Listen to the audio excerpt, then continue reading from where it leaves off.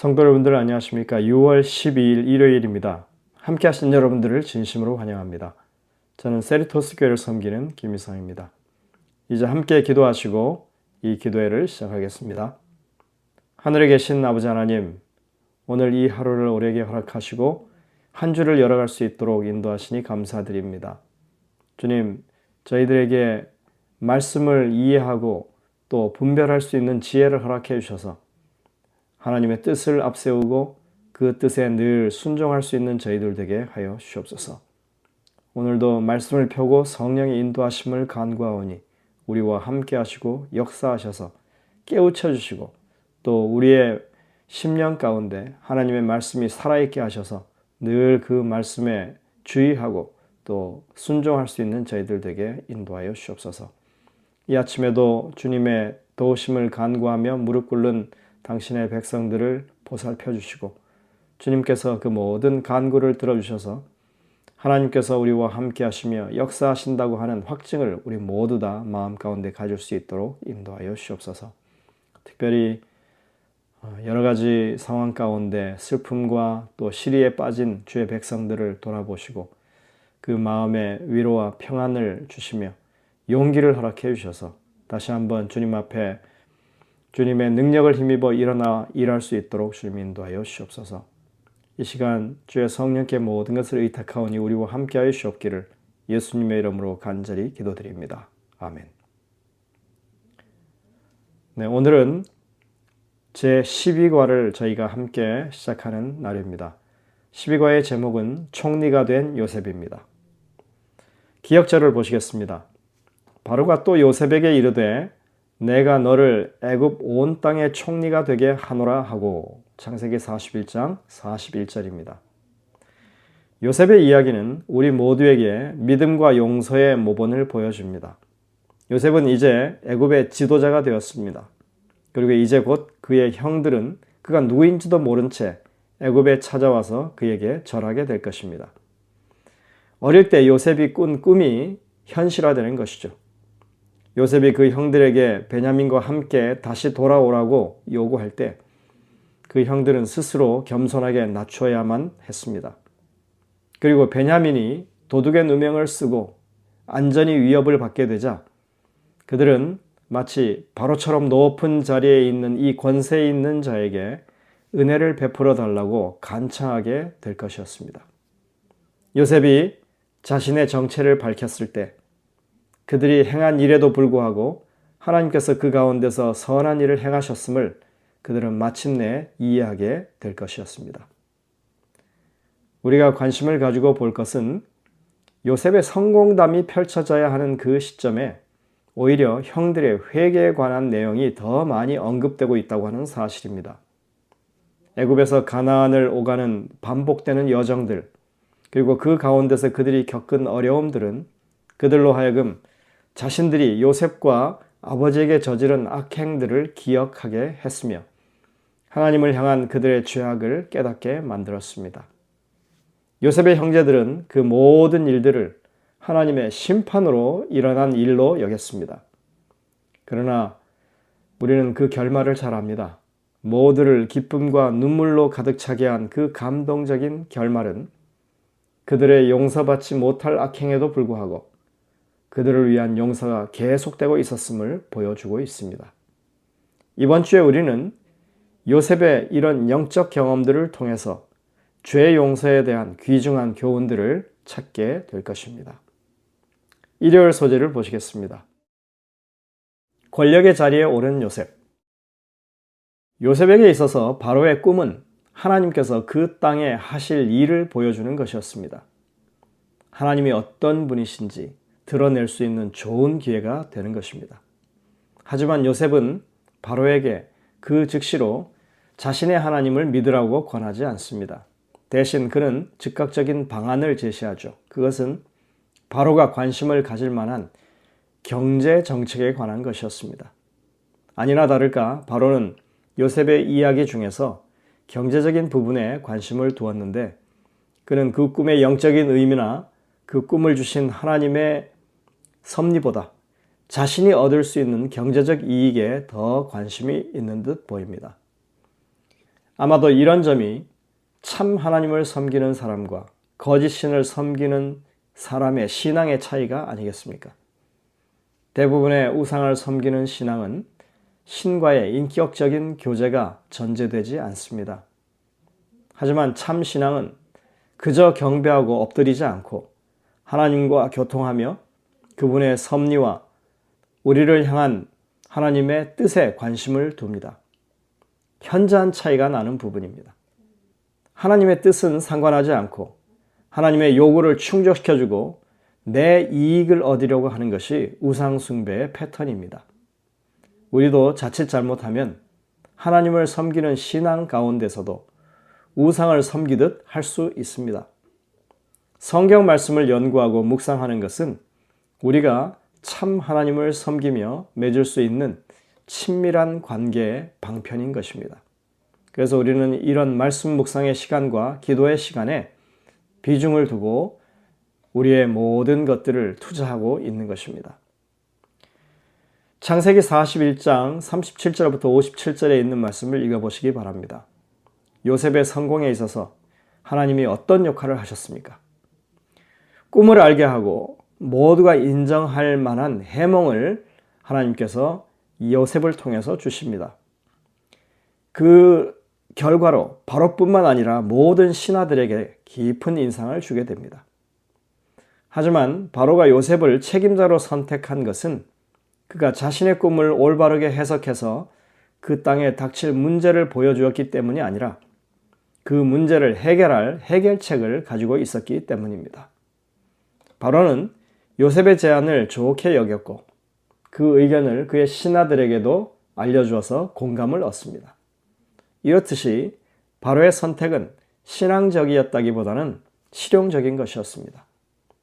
그럼에도 바로는 요셉이 하나님의 영에 감동된 사람이라는 것을 인정합니다. 요셉은 명철하고 지혜 있는 자라고 설명되는데 이것은 하나님께서 주시는 지혜를 나타내는 그런 표현이었습니다. 이렇게 이방인을 총리로 세우는 이런 내용이 당시 애굽의 역사적 상황과 전혀 동떨어진 것이 아닙니다. 정치적으로 볼 때 바로가 요셉을 고관으로 임명한 것은 고대 애굽에서 낯선 모습이 아니라고 합니다. 애굽에서 외국인이 고관에 임명된 적이 있다는 사실은 여러 곳에서 확인이 됩니다. 우리는 이와 같은 모습을 다니엘이 바벨론에 끌려가서 맞이한 그 첫 상황에서도 봅니다. 느부갓네살 왕이 꿈을 꾸고 그것을 전혀 기억하지 못한 상황에서 다니엘을 통해 그 꿈을 알게 되고 해몽을 들은 느부갓네살 왕이 그를 총리로 세우는 일을 우리가 보는 것입니다. 느부갓네살은 심지어 다니엘이 해몽을 했을 때 다니엘 앞에 엎드려 절까지 했습니다. 그리고 그의 뛰어남을 칭송합니다. 그는 이렇게 말했죠. 너희 하나님은 참으로 모든 신들의 신이시요 모든 왕의 주제시로다. 내가 능히 은밀한 것을 나타내었으니 내 하나님은 또 은밀한 것을 나타내시는 이시로다. 다니엘 2장 47절에 이렇게 말하고 있습니다. 이렇듯 세상 임금들도 하나님의 위대하심을 인정할 기회를 얻는 것입니다. 하지만 이렇게 한 차례 하나님의 위대하심을 인정한다고 해서 그것이 곧 그들의 신앙으로 이어지지는 않았습니다. 우리가 다니엘 2장에 이어서 3장을 보시면 느부갓네살 왕은 자신이 꿈에서 보았던 그 신상을 머리끝부터 발끝까지 금으로 만들어서 자신의 왕국이 영존할 것을 기원하도록 사람들을 강요하게 됩니다. 그가 정말 하나님의 위대하심을 깨닫고 하나님께 굴복하는 사람이었다면 결코 할 수 없는 일이 일어난 것이죠. 그가 하나님의 위대하심을 마음으로 받아들이고 하나님의 섭리를 따르게 되는 일은 여러 가지 경험을 거쳐서 한참이나 지나서 일어나는 일이었습니다. 이제 요셉은 그 요셉이 해몽한 대로 이어지는 7년의 세월을 동안 곡식의 수확을 셀 수 없을 정도로 풍요로운 그런 시기를 맞이하게 됩니다. 이 같은 사실은 그 풍요로움이 초자연적인 섭리에 의한 것임을 증명합니다. 풍성한 수확을 가리켜서 바다 모래같이라고 설명하고 있는데 이것은 우리에게 익숙한 표현입니다. 아브라함에게 그 후손에 대해서 약속하실 때 바다의 모래같이 많게 하실 것이라는 표현이 쓰였습니다. 따라서 이것이 이렇게 일어나고 있다고 하는 것은 하나님의 축복에 의한 것임을 보여주는 것입니다.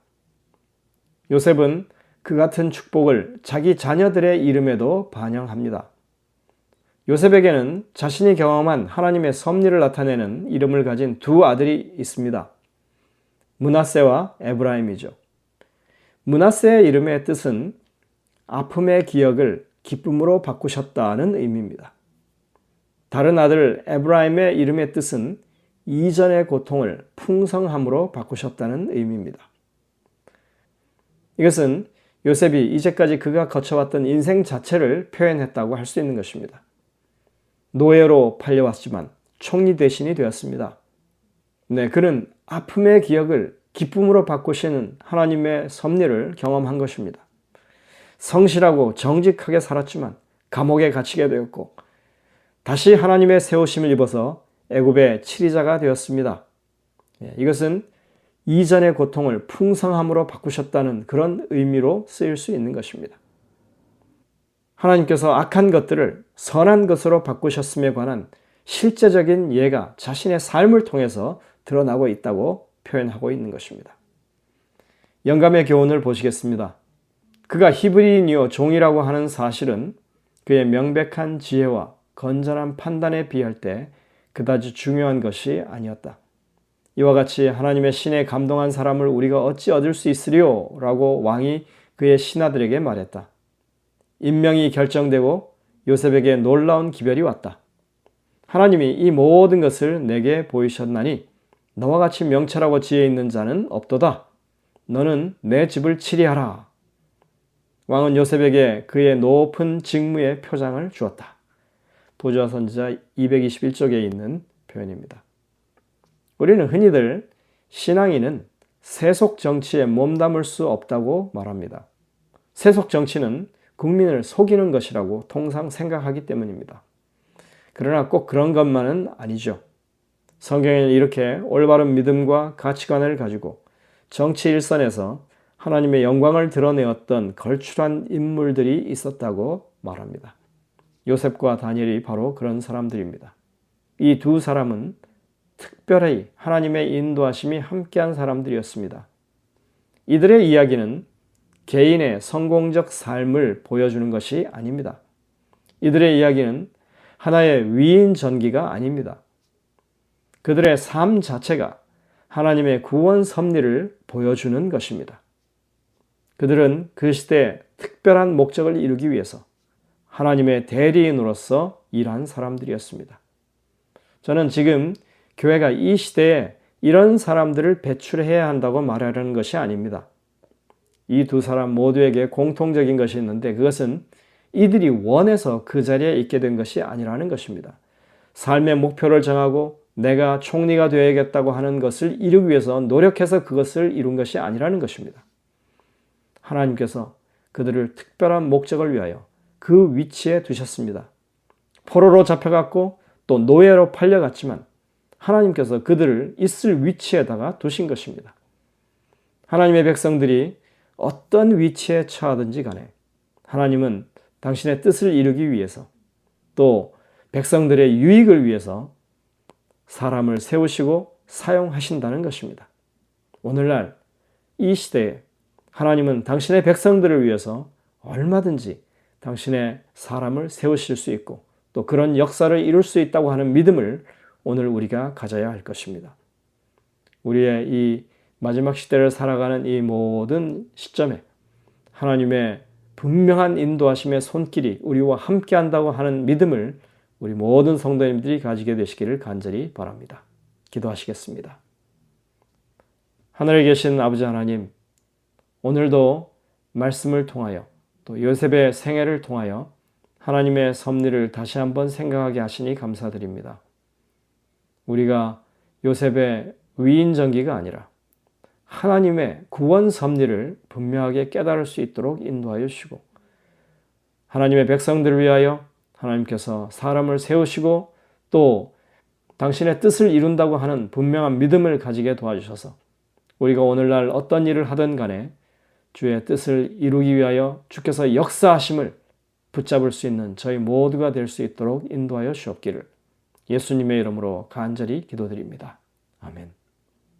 네, 여러분들 오늘도 주신 말씀들을 깊이 묵상하면서 주님의 음성을 듣게 되시길 바랍니다. 저희들은 내일 다시 뵙겠습니다.